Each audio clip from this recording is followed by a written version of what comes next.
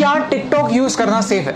कुछ ही दिनों पहले TikTok crossed 1 billion downloads world wide. इसका मतलब है कि 1/7 of the world population is using TikTok. इस ऐप पर किस टाइप का कंटेंट होता है, वो क्या सोशल मैसेज देता है, वो अच्छा है या नहीं, ये सब बात की बात है। Right now I want to share with you something very dangerous that I discovered about TikTok. You think that I am making sense? इस वीडियो को शेयर जरूर कीजिए, क्योंकि इस वीडियो से किसी ना किसी को हेल्प हो सकती है। आज एक्चुअली मैं बहुत एडवेंचरस फील कर रहा था, तो मैंने टिकटॉक डाउनलोड किया और मुझे एक काफी अजीब चीज रियलाइज हुई। यू सी, जब आप कोई वीडियो रिकॉर्ड करने की कोशिश करते हैं, तब टिकटॉक आपसे आपकी कैमरा की, ऑडियो रिकॉर्ड करने की और SD कार्ड एक्सेस करने की परमिशन मांगता है। ये सारे परमिशंस मांगना बहुत सारे ऐप्स में कॉमन होता है, लेकिन प्रॉब्लम उस चीज की है जिसकी परमिशन टिकटॉक आपसे मांगता नहीं है, लेकिन फिर भी डेटा आपसे चुराता है। That's your location. आप ये खुद चेक कर सकते हैं। सेटिंग्स में जाइए और ऐप परमिशंस में जाकर टिकटॉक को सर्च कीजिए। लोकेशन का कहीं पे मेंशन भी नहीं होगा। लैंग्वेज सिलेक्ट करते वक्त मैंने सिर्फ इंग्लिश सिलेक्ट किया था, फिर भी मेरे फीड में हिंदी वीडियोस है, मराठी वीडियोस भी है। टिकटॉक को कैसे पता चल रहा है कि आप कहां पे? जस्ट एज अ प्रिकॉशन मैंने लोकेशन भी ऑफ कर दिया था। लोकेशन ऑफ करने के बाद गूगल मैप्स भी ठीक से नहीं चल पाता, आरोग्य सेतु ऐप भी नहीं चलता। These important apps also can't work without you giving them the permission. मैं मुंबई में हूं, मुझे मराठी आता है, मुझे हिंदी आता है, ये टिकटॉक को कैसे पता चल रहा है? If you want to cheat your location, there is a very simple trick called a VPN, virtual private network. Okay, so मैं अभी एक VPN यूज कर रहा हूं और मेरा लोकेशन मैंने USA में सेट किया। On YouTube all the ads that I am getting over here are from the US। So मैंने YouTube को ट्रिक कर दिया। एज यू कैन सी मेरा हॉटस्टार नहीं चल रहा है, और मजे की बात यह है कि अगर मैं टिकटॉक पे जाता हूं तो I can see all the same videos. So how is TikTok doing it? I found the answer. TikTok is using the data from your SIM card. जो सारा इंफॉर्मेशन जा रहा है वो मेरे सिम कार्ड से जा रहा है। क्या आपको समझ रहा है कि ये कितना डेंजरस है, कितना सिनिस्टर है? सीधे सिम कार्ड से आपकी रीजनल इंफॉर्मेशन लेना, डोंट यू थिंक एक वीडियो शेयरिंग ऐप के लिए ओवरकिल है, अननेसेसरी है?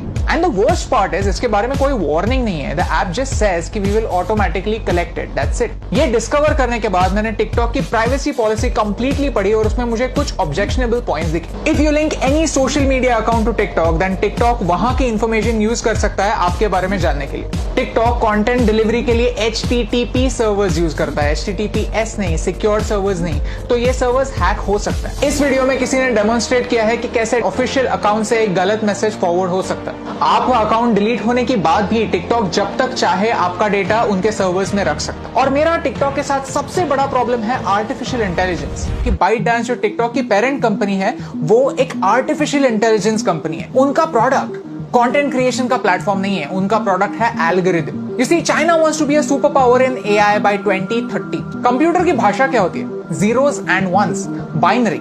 और वही टिकटॉक आपको करने के लिए बोलता है। Whenever you are watching a video on TikTok, you are taking a survey, you are feeding information to the computer, telling them what you like, what you don't like, what you agree with and what you don't agree with, and all of this information is going to China. आपको क्या लगता है, क्या ये सही हो रहा है? Tell me in the comments below. In social media, artificial intelligence changes the game completely. Computer decide करता है कि आपको क्या देखना चाहिए और क्या नहीं देखना चाहिए। सर्च का ऑप्शन ना होने की वजह से प्लेटफॉर्म कंट्रोल करता है कि आप क्या देखेंगे, और ये एक बड़ा प्रॉब्लम है। ओके, सो चाइना पर आता है। चाइना में ऐसा लॉ है कि if you are a Chinese company, then you have to share the data that you collect with the Chinese government. And because of this, Indian ministry of defence ने armed forces को 42 apps अपने phone से delete करने के लिए कहा। India does not have a proper data protection act. We ourselves need to be extra safe. China में freedom of press है ही नहीं। पूरी प्रेस गवर्नमेंट के कंट्रोल में। Syria, Saudi Arabia, Afghanistan, Somalia, ये कंट्रीज भी फ्रीडम ऑफ प्रेस की scale पर चाइना से ऊपर आती हैं। और यही सारे रेस्ट्रिक्शंस उन सारे लोगों पर भी अप्लाई हो जाते हैं जो चाइनीज एप्स यूज करते हैं। Start talking about Tibet, start talking about Hong Kong, start talking about Taiwan. अगर आपका वीडियो स्ट्रेट अवे बैन नहीं हुआ तो वो ज्यादा लोगों तक नहीं पहुंचेगा। यू सी, आज चाइना को तिब्बत से प्रॉब्लम है, कल अरुणाचल प्रदेश से भी हो सकती है, लद्दाख से भी हो सकती है। If you can't talk about this stuff, how will you know about it? How will you raise your voice? And by using these Chinese apps, we are supporting China's version of the internet. Privacy on the internet is a myth. हम जब भी कोई service free में use करते हैं तो हम उनके प्रोडक्ट होते हैं, हमारा डेटा हमारी करेंसी होता है। शुड यू डिलीट टिकटॉक और any other app for that matter? ये बताने वाला मैं कोई नहीं होता। But you can definitely take some precautions. If you have Chinese apps on your phones, then don't use UPI or any net banking apps on the same phone. When creating an account, don't use Google to sign in. Create a new account, use a different password. Cyber theft is real. Keep changing your passwords and keep your emails safe. If you go to haveibeenpawned.com, you can find out whether your personal information has been breached. All I want to say is this is not TikTok versus YouTube. I am giving you TikTok's example because TikTok is popular and you can check it yourself. If you're a TikTok creator, then this concerns you more than me because आपका data ज्यादा share हो रहा है. It's important for you to know कि China के products को सस्ता मत समझिए, चाइना के एप्स को फ्री मत समझिए, because everything comes at a cost. My question is, can you pay the price?